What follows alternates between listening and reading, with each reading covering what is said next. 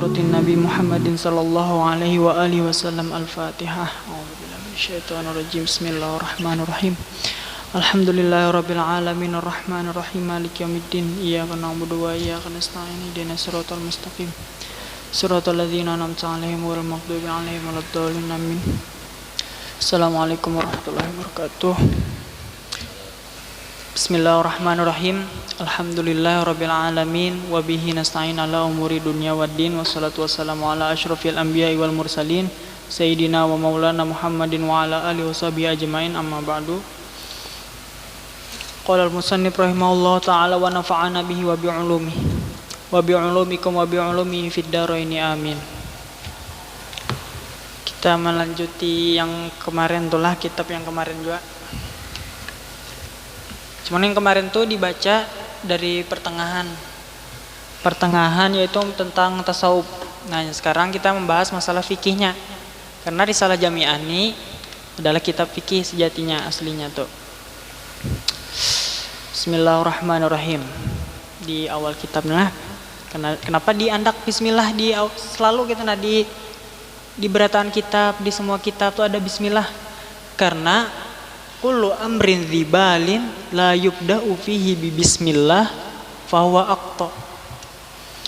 Jadi kalau kita mengerjakan sesuatu yang dimana itu tidak diawali dengan bismillah, itu akan terputus atau terpenggal gitu nah sebahagiannya.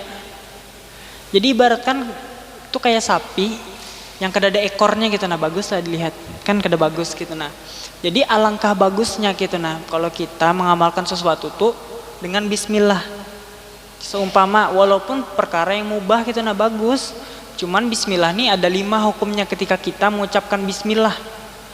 Ada wajib, ada haram, ada sunnah, ada mubah, ada makruh. Jadi tergantung amal kita aja lagi. Kalau kita mengucapkannya ketika kita berbuat yang baik, semama waktu kita sholat, ketika kita membaca surah Al-Fatihah kan diwajibkan kita membaca bismillah. Nah itu ketika kita juga mengucapkan bismillah di perkara yang haram, maka hukum kita membaca bismillah itu adalah juga haram. Jadi kita tuh kada bisa lah, kada kawa gitu nah, misalnya memponis bismillah nih untuk semua hal, kita tuh harus tahu juga gitu nah hukumnya gimana ketika kita mengucapkan bismillah. Seumpama ketika kita meletakkan sesuatu, meletakkan air, meletakkan teh, itu adalah perkara yang mubah gitu nah. Ketika kita baca bismillah, hukum kita membaca bismillah adalah mubah juga. Nah sedemikian rupa kalaupun kita tuh mengerjakan sesuatu yang makruh gitu nah, anggap sesuatu yang makruh tuh kayak memanjangkan kumis. Nah itu kan makruh, misalnya menutupi bibir gitu nah. Tapi misalnya dirapii kalau kada makruhnya. Atau perkara yang makruh kita nah dengan bismillah kita bacanya, maka akan jadi makruh juga hukumnya kita membaca bismillah. Kalau perkara yang sunnah, maka sunnah juga hukum membaca bismillah. Alhamdulillahirabbil alamin hamdan yuafi ni'ama yukafi mazida wa sallallahu wasallama ala alihi wa sahbihi wasallam. Qala Rasulullah sallallahu alaihi wa alihi wasallam, talabul ilmi fariidatun ala kulli muslimin wa muslimah wa fi riwayatin wal muslimatin. Rasulullah sallallahu alaihi wasallam pernah bersabda dalam kitab ini disebutkan, talabul ilmi fariidatun ala kulli muslimin wal muslimat, yaitu menuntut ilmu wajib bagi semua umat muslim, laki-laki maupun perempuan. Nah kada ada apa nih batas-batasan tuh, ada misalnya menuntut ilmu tuh hanya sampai umur sekian, umur 50 atau umur 40, kada ada. Karena menuntut ilmu tuh sampai kita mati. Utlubul ilma minal mahdi ilal lahdi. Menuntut ilmu tuh dari kecil kita nah sampai kita masuk liang lahat. Kada ada batasannya. Kita menuntut ilmu tuh selalu ada kita nah, kada ada habisnya. Karena kita nih dua perkara lah yang di dunia ini kita tuh tidak akan merasa puas. ilmu dan harta gitu nah. Baik mennya orangnya ibaratnya tuh tidak puas dengan ilmu, jadinya mencari ilmu terus. Yang hal itu misalnya harta. Amun harta munnya dicari terus kada ada habisnya juga, sama kayak ilmu. Kita gali, kita pelajari kada ada habisnya juga, sama. Dua perkara tadi yang kada ada bakal habis di muka bumi ini adalah ilmu dan harta. Tapi alangkah bagusnya kita kita selalu mendalami ilmu, mempelajari apa yang sudah kita pelajari, berarti mengamalkan apa yang kita pelajari. Itu lebih bagus ya. Misalnya kita punya ilmu walaupun sedikit tapi kita amalkan, itu lebih baik daripada yang punya ilmu banyak tapi tidak diamalkan. Al ilmu bila amali kasyajari bila samari. Ilmu jika tidak diamalkan itu bagaikan pohon yang tiada buah. Apa untungnya kita bisi pohon amun kada ada buahnya? Nah, apa yang kita kalau dipetik gitu yang bisa dipetik dari pohon itu apa? Kada ada khasiatnya. Kecuali pohon hias memang kada ada buahnya gitu nah. Pohon hias kayak bunga-bunga di pot kembang itu kan memang kada ada bunganya. Tapi lain halnya pohon-pohon yang bisa menghasilkan buah gitu nah, itu bagaikan ilmu yang tidak diamalkan. Jadi lebih bagus kita punya ilmu sedikit tapi diamalkan daripada kita banyak bisi ilmu segudang bertumpuk-tumpuk kitab di rumah tapi kada diamalkan, percuma. Hampa jadinya kada ada jadi napa-napa. Talabul ilmi fardhatun ala kulli muslimin wal muslimat. Jadi untuk laki-laki dan perempuan tidak ada gitu batasan. Misalnya untuk laki-laki aja gitu Untuk perempuan juga wajib juga. Wa qala sallallahu alaihi wa alihi wasallam man salaka tariqan yaltamisu fihi ilman salakallahu bihi tariqan ilal jannah. Jadi barang siapa yang mempermudah jalan untuk menuntut ilmu. Nah, kita ibaratnya tuh punya waktu kosong, gunakan untuk menuntut ilmu walaupun sendiri gitu. Nah, baca buku hikayat, buku hidayah atau apa, buku-buku yang sekiranya ilmu kita bertambah.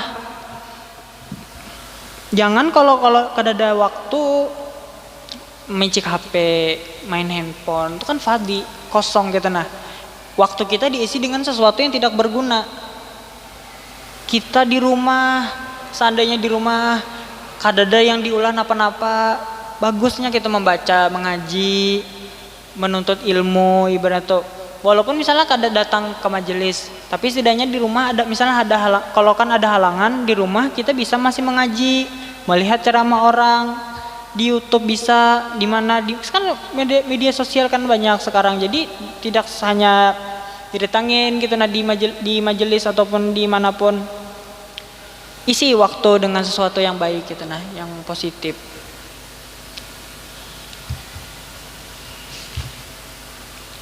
Yaltamisu fihi ilman, yang di dalamnya mengandung ilmu. Ya tadi kalau kita ke majelis yang di mana majelis itu mengandung ilmu, datangi gitu Jadi dampak daripada kita datang ke majelis itu adalah salakallahu bihi tariqan ilal jannah. Jadi Allah tuh akan mempermudah karena bagi kita untuk jalan menuju surga gitu Jadi Allah sediakan tempat untuk kita di jalan untuk menuju surga. Nah, ini daripada fadilahnya ketika kita menuntut ilmu di pondok maupun di luar pondok, di sekolahan mau di luar sekolahan. Kalau kita sekarang kan umur sudah berapa gitu kada kawa lagi kayak dahulu mondok gitu kan kita sudah begawi semua, sudah kerja kan, kada kawa lagi seperti dulu. Jadi setidaknya kita tuh datanglah ke majelis ini setiap hari mungkin ada gitu semua di malam Jumat ada majelis di guru sini, malam Minggu di guru sini, malam Senin di guru sini, ada aja terus insyaallah. Jadi itu tuh Allah tuh akan mempermudah bagi kita untuk jalan menuju surga. Nah, kada ada kerugian bagi kita tuh untuk menuntut ilmu. Malah itu tuh untuk bekal kelak buat kita di akhirat.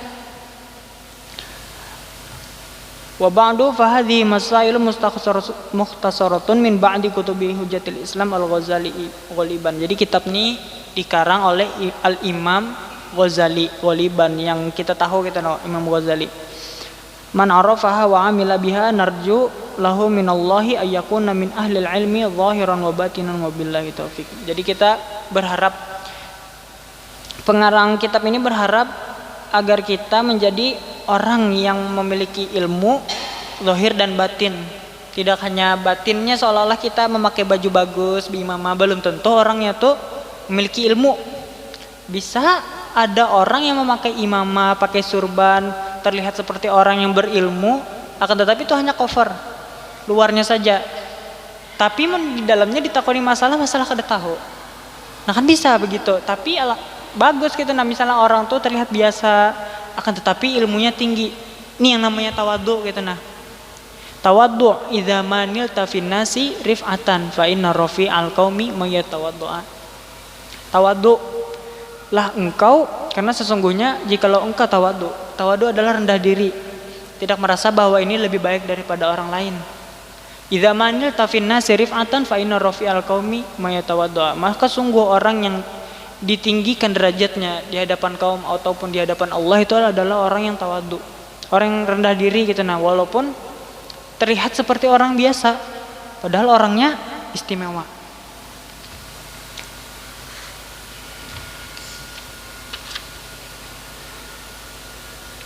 Ini yang paling pertama ini adalah tauhid. Tauhid, kita baca fikihnya aja. Nah kita nih selalu bersangkutan dengan yang namanya fikih gitu. Nah setiap kita mau sholat, mau wudu atau sesuatu, karena penting gitu. Nah penting bagi keseharian kita. Furudul wudu isitatun. Jadi anak bahas tentang wudu dulu lah, karena misalnya kelanjutannya ada lagi. Furudul wudu isitatun. Furudnya, syarat-syaratnya wudu itu adalah 6. Al-awwal an-niyah. Yang pertama adalah niat. Jadi kayak apa kita tuh melakukan niat tuh? Kadang orang tuh bingung gitu. Nah kayak apa caranya melakukan niat? Ada yang mengatakan dalam hati, ada yang dalam di mulut gitu. Nah ketika kita berwudu, itu wudu alirafil hadatsil asgharil fardhu lillahi ta'ala. Nah sejatinya niat itu dalam hati gitu. Nah wa wad'uhu fil qalb, letaknya di hati. Jadi ketika kita mengambil air wudu, ketika di tangan kita atau kita langsung di hadapan keran gitu. Nah di hadapan keran gitu, ketika membasuh wajah, waktu air itu kena ke wajah, niat itu kita ucapkan dalam hati. Yang sunnah itu kita ucapkan, itu sunnah. Tapi bagus, kita dapat pahala sunnah. Tapi yang wajibnya adalah dalam hati. Mengucapkannya terserah mau bahasa Arab atau bahasa Indonesia. Sengaja aku berwudu karena Allah Ta'ala. Nawaitul wudu ala raf'il hadatsil asghari fadlillahi ta'ala. Waktu sebelum habis niat kita dalam hati, segerakan air ini menyentuh ke wajah. Atsani ghuslul wajhi. Yang kedua adalah membasuh wajah. Wa hadduhu min manabiti sya'rir rasi ila muntahal lahyani. Wa dhaqani tulan. Dan batasnya ketika kita membasuh wajah waktu kita berwudu itu adalah dari ujung rambut, tumbuh rambut. Nah nih ujung rambut kita pertama yang tumbuh nih. Nah itu dari situ kita membasuh ila muntahal lahyain, ke ujung bawah sini, bawah dagu. Kada lahyan itu sini pangah. Lahyan ini artinya nih dari sini. Kalau orang punya brewok tuh lah janggut di sini sampai sini, itu lahyan namanya. Kalau zakon tuh dari sini sampai sini, itu zakon, dagu, bagian dagu.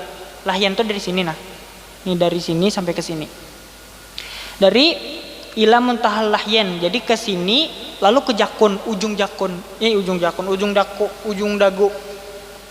Dari tumbuhnya rambut sampai ujung dagu. Nah ini dagu. Nah basuh sampai semuanya merata. Alangkah bagusnya kita tuh basuh sampai ke sini. Nah bagi orang yang punya brewok, jangan, karena misalnya ada kitab dengarnya Busyrul karim tuh jelas benar dirincikan gitu, nah kayak cara-cara berwudu. Nah bagi orang yang ada tuh janggut gitu, nah itu sunnah menggosoknya ketika kita membasuh wajah, digosok di sela-sela. Nah lain halnya misalnya orang tuh berjanggut tapi masih kelihatan gitu, nah nih kulit dari janggutnya nih, nah kalau orang melihat dari sekitar 1 meter itu masih kelihatan kulitnya nih, kulit di janggutnya nih, nah semua nih masih kelihatan loh, itu wajib digosok, wajib, lain sunnah lagi. Tapi beda halnya misalnya orang tuh janggutnya lebat tuh sekadar kayak ini aja sunnah, kada wajib untuk di sela-sela. Lain halnya kalau orang tuh punya janggut tipis, itu wajib di sela-sela. Nah di sela-sela gini. Wa aradun minal udhuni ilal udhun, dan dari samping, dari telinga sampai telinga ini masih dalam pembahasan wajah. Jadi ketika kita membasuh wajah, membasuh wajah, itu batasnya yang bagian samping ini di pinggir telinga nih, di sini apa ini namanya, di pinggirnya sini lah, paling penghabisan dari telinga ini. Dan yang ketiga, ghuslul yadaini ila marfaqain, ini yang paling mudah juga dipahami, di tangan, dari ujung tangan sampai siku. Tapi ada fadilahnya di antara orang itu kalau membasuh anggota tubuh ketika berwudu, membasuh melebihi gitu, nah sumama dari tangan siku lebihi ke sini, itu fadilahnya nanti lebihannya itu akan bercahaya di padang mahsyar. Karena kenapa di padang mahsyar tuh gelap kena kada kelihatan, ini karena menjadi cahaya mengangkat derajat kita kelak di padang mahsyar. Kalau seumpama di kaki kita membasuhnya lebih dari batas, itu kelak nanti akan menjadi cahaya penerang kita. Makanya kalau berwudu tuh ambil sunnahnya, lebihkan, bagus fadilahnya, untuk kita di padang mahsyar bisa diterangi. Ar-rabi' masu syai'in min basyarir ra'si au sya'rin fi haddihi. Yang keempat adalah membasuh, mengusap. Mashu itu membasuh, beda halnya dengan gosel. Gosel itu artinya membasuh lah, membasuh. Kalau mashu itu adalah artinya mengusap. Syai'in min basyaratin, yaitu daripada kulit. Kalau seumpama orang tuh gundul ketika berwudu, kan kada ada yang dibasuh, rambutnya kada ada. Jadi banyu tuh digosok, air itu digosok di kepala. Sekiranya tuh ada di bagian kepala nih yang ada rambutnya tuh, nah walaupun kada ada rambutnya, sekiranya kira-kira tuh ada, basuh aja walaupun gundul. Min basyari rasi au sya'rin fi haddihi, atau rambut yang pangkal ujung. Nah di tengah boleh juga sebenarnya, cuman syariatnya tuh di ujung bagian rambut, atau di belakang sini juga bisa. Nah walaupun kita kolor hendak membasuh sini semua, ada halangan atau sesuatu di semua hendak membasuh di sini, bisa basuh di belakang, di ujung pokoknya. Al-khamis ghuslur rijlaini ma'al ka'bain,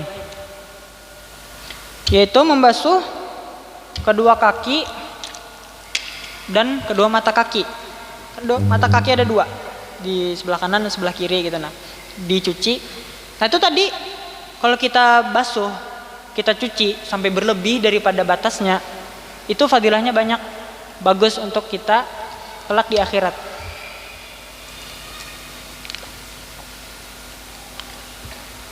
As-sadis at-tartibu ala hadhil kaifiyah. Yang keenam, ini yang terakhir. Syarat yang terakhir adalah tertib. Jadi kita tuh lagi kita berwudu, dibasuh muka, habis itu tangan. Kita tuh kada kawa membasuh muka langsung ke kaki, batu baru tangan. Itu nggak bisa, ya. Jadi tertib tuh bagaimana caranya? Itu adalah ketika kita membasuh wajah ke tangan, harus tertib sesuai urutan, berurutan gitu nah. Di antaranya juga mualah gitu nah. Kalau di kitab Busyrul Karim tuh ada tambahan pulang mualah, yaitu berlangsung. Jadi kada berjarak ketika kita membasuh wajah, langsung ke tangan. Karena kita habis membasuh wajah ngopi dulu, jalan-jalan dulu, karena ibarat itu meninggalkan daripada yang kita lakukan tadi. Mau habis membasuh wajah langsung basuh tangan, habis membasuh tangan langsung mengusap rambut, benar berurutan. Dan jangan terlalu lama gitu meninggalkan. Seandainya kalau kita lagi berwudu terus ada HP jatuh, ambil gak ada apa-apa, diambil, meninggalkan setumat, tapi jangan terlalu lama, sesegera mungkin.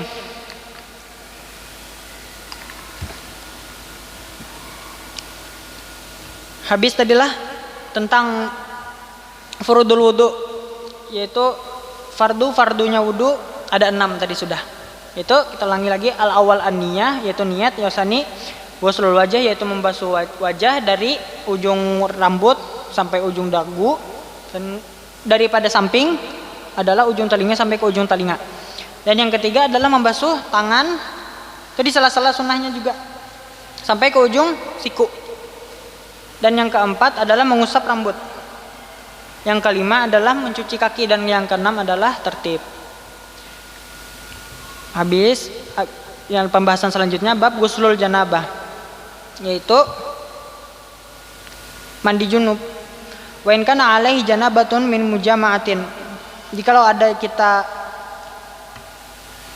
berjunub gitu, ketika melakukan jima, atau khurujul mani binaumin aw ghairihi, atau keluarnya air mani dengan tidur atau selainnya, lazimuhu ghuslul jami'u badanihi ma'aniyati raf'il janabah, yaitu kita diwajibkan untuk mandi wajib, yaitu membasuh seluruh badan dengan niat mengangkat janabah. Lanjut pembahasan selanjutnya. Nawaqidul wudu'i wa yanqidul wudu'a al-khariju min ahadis sabilain. Sekarang ini pembahasan tentang pembatalkan wudu. Karena kita tuh salah. Kata orang makan habis wudu batal. Sebenarnya enggak. Nih dijelaskan di sini tentang yang membatalkan wudu.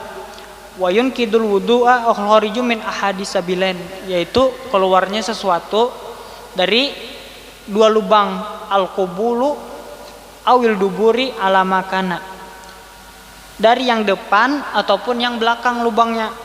Dari keluar salah apapun gitu, maupun keluar batu, keluar pasir atau apapun, tetap membatalkan wudu. Apapun yang keluar tetap membatalkan wudu. Wa yanqudul wudu'a aidan zawalu aqli binaumin aw ghairihi illa nauma mumakkinan maq'adahu minal ard. Zawalul akal, yaitu hilangnya akal, bukan gila, bukan, yaitu ketika kita tidur. Ini yang dimaksud dengan zawalul akal, yaitu hilangnya akal gitu. Ketika kita tidur kan nggak ada akal, ibaratnya tuh nggak bisa berpikir dengan sendiri. Binaumin aw ghairihi, dengan tidur atau yang selainnya. Bisa juga gitu orang hilang akal dengan cara mabuk, atau orang habis melakukan sesuatu yang berbau bisa memabukkan gitu, minum atau apa dan lain sebagainya, itu batal wudu. Nah, terutama itu tidur batal, lagi tengkurap. Waktu kita baring sambil rebahan itu batal wudu kita. Illa nauma mumakkinin maq'adahu minal ard, kecuali tidur yang tempat duduknya itu tidak berubah posisinya dari lantai, dari bumi. Kita duduk bersila. Waktu sebelum tidur kita duduk bersila, kemudian tertidur, apakah batal? Tidak batal. Akan tetapi kalau posisi tidurnya tengkurap atau sambil rebahan atau tiarap, itu batal. Ini khusus untuk duduk gitu untuk duduk, atau adapun kita tuh duduk kayak ini nah kan ada orang kayak ini yang pakai habwah tuh, biasanya orang Hadramut ada berjual itu kalau kita pakai itu selama, mohon maaf, pantat kita ini kada berubah, kada batal walaupun terangkat gitu tapi serasa-rasa kita aja, misalnya ada merasa keluar angin atau kayak apa tuh, yakin aja. Tapi misalnya kita yakin kada batal gitu kada batal wudunya. selama kita yakin, walaupun kita sudah kentut ataupun kita sudah kencing, tapi kita yakin gitu, nah kita yakin bahwa masih ada wudu, tetap dianggap masih ada wudu. Wa in kudul wudu'a masuk kubuli au duburi adami minhu au min ghairihi bi batnil kafi wa butunil asabi'. Dan menyentuh kemaluan. Ini bukan mau berkata kotor, tapi ini memang ilmu. Itu menyentuh kemaluan, awil dubur adami, atau pantat lubangnya. Nah itu batal wudu kita. Aw min ghairihi bi batnil kafi wa butunil asabi'. Dengan perut nih, telapak tangan au butunil asabi', atau telapak jari. Jadi tidak hanya telapak tangan, telapak jari juga. Dan sekiranya kalau kita hitung yang termasuk daripada telapak tangan itu adalah ini, ketika kita menyempukkan itu yang masih kena gitu, nah keduanya nih. Lalu bagaimana dengan di pinggirnya nih? Kada. Misalnya kita menyentuh pakai di pinggir apalagi drastis ke atas gitu, nah sedikit, tidak terlalu ke bawah sini, kada batal asal yakin. Kabiron kana au saghiran walau waladuhu malau mayitan. Besarkah, kecilkah, walaupun anaknya kah atau seorang mayat gitu, nah walau kita sentuh wudu kita batal. Wa yunkidul wudu'a iltiqa'u basyarati rajuli wa imra'atin kabirataini ajnabiyaini bila ha'il. Yaitu bertemunya dua kulit seorang laki-laki dan perempuan. Nah, kalau kita menyentuh perempuan atau perempuan yang menyentuh laki-laki itu batal wudunya. Kabiraini ajnabiyaini, keduanya besar gitu, nah kecuali kita menyentuh anak kecil perempuan, dan sekiranya itu tidak ada syahwat ataupun nafsu, itu enggak apa-apa. Kabiraini ajnabiyaini bila ha'il, yang keduanya sama-sama sudah berakal gitu, nah maka dan tidak ada penghalang. Kalau ada penghalang karena baju, wudu kita kada batal. Kalau langsung bersentuhan dengan kulit, wudu kita batal. Itu ketika kita menyentuh seorang yang bukan muhrim kita. Kalau seandainya anak, ibu dan lain sebagainya itu tidak batal. Kalau istri anak gimana? Batal. Nah, istri kan sebenarnya bukan orang yang muhrim kita. Illa dhufran au sya'ran au sinnan wala yanqudul wudu. Kecuali dhufr, kuku. Kalau kita seumpama tidak sengaja menyentuh kuku, itu tidak apa-apa. Tapi serasa mustahil, sulit soalnya kan kecil gitu, nah. Tapi kalau seandainya pun terjadi, karena di sini sudah dijelaskan oleh syariat, seandainya kita memang memegang kuku, wudu kita tidak batal. Au sya'ran, atau rambut seumpama kita kepegang sama rambut perempuan, atau perempuan yang megang rambut laki-laki, itu enggak batal. Au sinnan, atau gigi tidak batal. Jadi seumpama kita tercapai gigi, tapi sulit ini terjadi.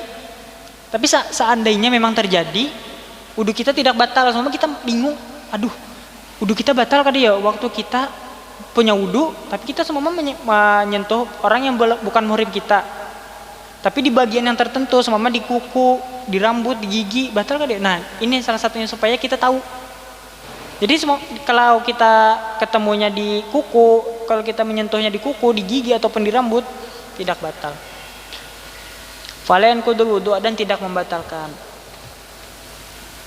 Lanjut ke pembahasan selanjutnya, syurutus sihhatis shalah. Ini adalah syarat sahnya salat. Wa yushtaratu li sihhatis shalah, dan disyaratkan untuk sahnya salat ma'rifatu dukhulil waqti biyaqinin aw ijtihadin aw ghalabati dhannin.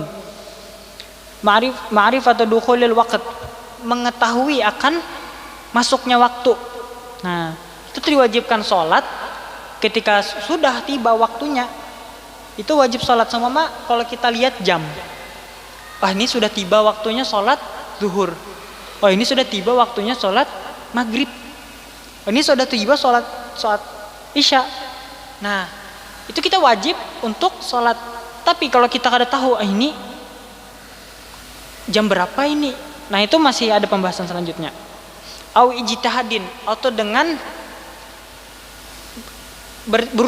berusaha mengetahui sekarang jam berapa. Itu adalah kewajiban kita untuk mengerjakan sholat. Waktu kita bertanya orang, atau kita kan zaman dulu ada jam tuh yang terbuat dari matahari itu, yang melihat sinar matahari itu dulu bisa begitu. Jadi kalau zaman dulu itu sama juga menggunakan tongkat yang didirikan. Nah itu ada perkiraannya tuh melewati bayangan. Itu diperkirakan untuk waktu-waktu sholat. Au ghalabati dhannin, atau dengan sangkaan kita yakin bahwa sholat zuhur telah tiba, sholat isya telah tiba, sholat maghrib telah tiba. Fa in shalla ma'a syakkin lam tasihha sholatuhu. Apabila kita ragu dengan apa yang kita lakukan, semua kita lagi sholat tapi kita ragu ini zuhur apa asar, kita masih bingung, sholat kita tidak diterima. Fala yasihha sholatuhu, dan tidak disahkan sholat kita apabila kita masih ragu di dalam hati kita. Makanya ragu itu adalah daripada syaitan. Dianjurkan makanya untuk kita nih sebelum sholat membaca surat An-Nas, karena itu diantaranya untuk menghilangkan keraguan yang ada di dalam hati kita.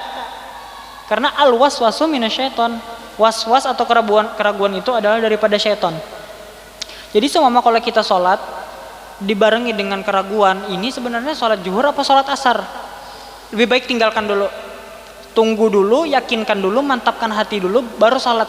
Karena kenapa? Sia-sia kalau walaupun kita sholat tetapi dalam keadaan hati yang ragu. Nah. Wa yushtaratu ma'rifatul kiblah, dan disyaratkan juga untuk mengetahui kiblat. Itu diwajibkan untuk kita mengetahui kiblat. Kemana arah kiblat kita? Yaitu ke Ka'bah. Itu adalah kiblat kita, orang muslim. Kita tuh berwajib ketika kita ingin sholat, kita harus mengetahui di mana kiblat kita. Kita harus yakin bahwa kiblat kita arahnya ke sini. Semua kalau kita dalam lagi perjalanan, semua kita lagi musafir, lagi jalan-jalan, itu kita lihat, bertanya atau kepada penduduk setempat, kalaupun seandainya tidak ada orang penduduk di setempat situ, pakai kompas. Kalau zaman sekarang kan enak ya, ada kompas, ada HP, ada alat pengukur kiblat ada kan. Nah, kalau pakai HP itu bisa juga lewat kompas ataupun lewat kiblat. Setidaknya ada ijtihad kita, ada usaha kita untuk mengetahui di mana arah kiblat. Itu daripada syaratnya sholat. Tuh. Wa yajibu satrul aurati bisa tirin tahirin mubahin. Dan wajib bagi kita untuk menutup aurat. Di mana aurat laki-laki?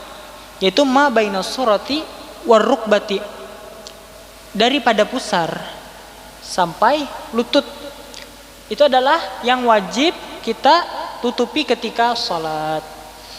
Terus gimana halnya kalau kita tuh pakai sholat pakai singlet? Nah, sah, tapi tiada adab. Masalahnya kita ini menghadap Tuhan, bukan menghadap teman. Lain halnya, kita menghadap orang yang mulia, kita mencari baju yang paling bagus.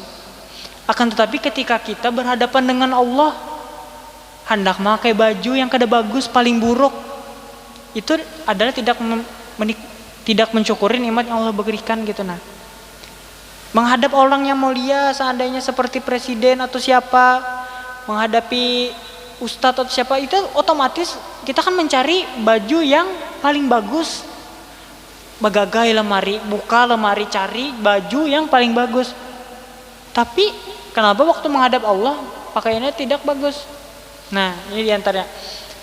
Di lain pembahasan ada juga orang yang berpikir bahwa sholat memakai baju yang paling sederhana. Karena kenapa? Kita tuh tidak bisa juga memvonis orang sumama yang datang ke majelis atau ke masjid sholat, kemudian pakai pakaian baju yang paling biasa, paling buruk. Kita kan bisa langsung memvonis bahwa orang ini salah. Jangan. Karena kenapa? Mungkin orang itu berpikir, aku ini adalah seorang hamba dari Allah yang maha kuat. Aku tidak pantas merasa bahwa diriku ini ingin melebihi daripada kapasitas gitu. Nah, sebagai manusia bagus-bagus, karena kenapa? Aku ini adalah hina, menganggap bahwa dirinya tuh hina. Jadi memakai baju-baju biasa gitu. Nah, itu juga diantaranya kita tidak bisa ya memvonis orang bahwa dia itu salah. Karena mungkin orang memiliki dalil sendiri. Gitu diantaranya. Wa yajibu raf'un najasati minats thawbi wal badani wal makan.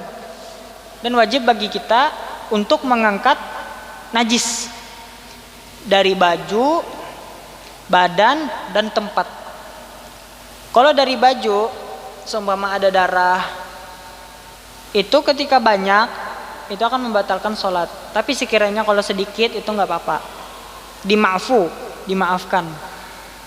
Semua ada lalat seumpama yang lagi buang hajat di baju kita, itu langsung diusap. Kalau ada tisu langsung diusap tisu. Waktu sholat lah, ataupun sebelum sholat kita jaga-jaga kalau ada najis di tubuh kita langsung dibuang, langsung dihilangkan. Dan juga dari badan, sebelum sholat kita harus mengetahui ini bahwa kita ini terhindar dari najis dan hadas.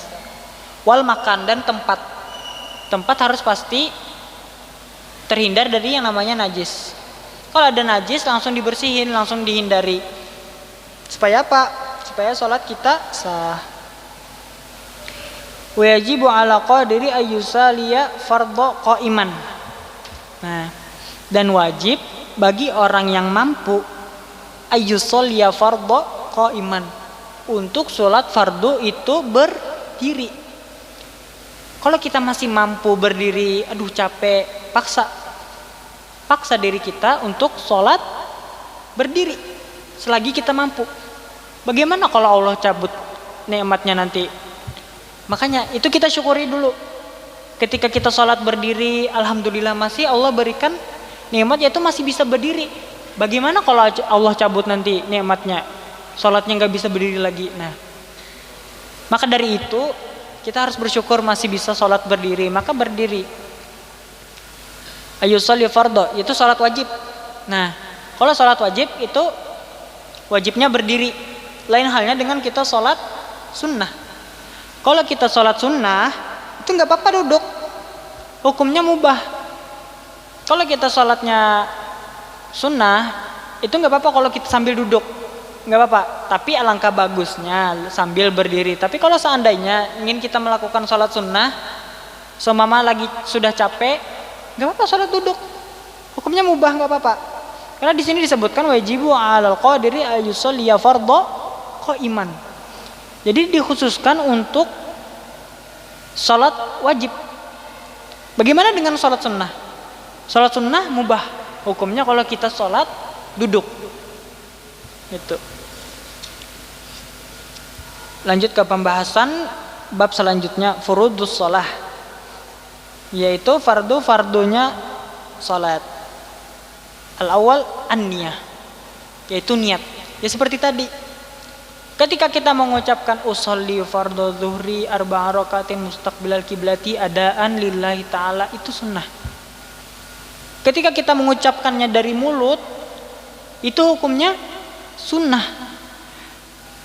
Sejatinya kalau kita memang benar-benar niat, itu letaknya adalah di hati. Ketika kita mengangkat takbir, mulut sambil berbicara Allah, niat di hati terucap. Jadi ketika kita mengangkat tangan, mengucapkan Allahu Akbar dalam hati, usolli fardhu zuhri arba'a rakaat. Terus kalau kita sampai habis itu panjang. Jadi yang diwajibkan itu cuma 3. Usolli fardhu zuhur, itu sholatnya, fardunya, dan jenis sholatnya. Kalau semama kita lagi sholat isya, ya kita diucapkan usolli fardhu isya. Ini yang wajib. Ketika kita mengangkat tangan Allah, kita harus membiasakan. Terkadang sulit. Juga pertama kali dulu nggak tahu kita akan hukum ini. Jadi waktu pertama sholat tuh Allahu Akbar kayak itu aja. Tapi pas sudah tahu Allahu Akbar dalam hati itu harus diucapkan, memang kada terbiasa, sulit.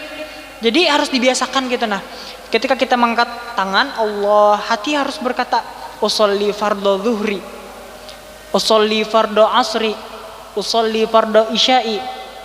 Itu harus dibiasakan karena itu wajib. Wa takbiratul ihram, dan takbiratul ihram ma'an niyah. Ya tadi mengangkat tangan. Mengangkat tangan itu sunnah. Yang wajibnya itu adalah Allahu Akbar. Yaitu lafadznya Allahu Akbar. Walaupun kita kadang mengangkat tangan, itu pengucapannya wajib. Ma'an niyah, yaitu dibersamakan. Itu dibarengi dengan niat. Ya tadi usolli fardhu, jenis salatnya usolli fardhu zuhri, usolli fardhu asri, usolli fardhu isya'i, usolli fardhu maghribi. Itu harus diucapkan.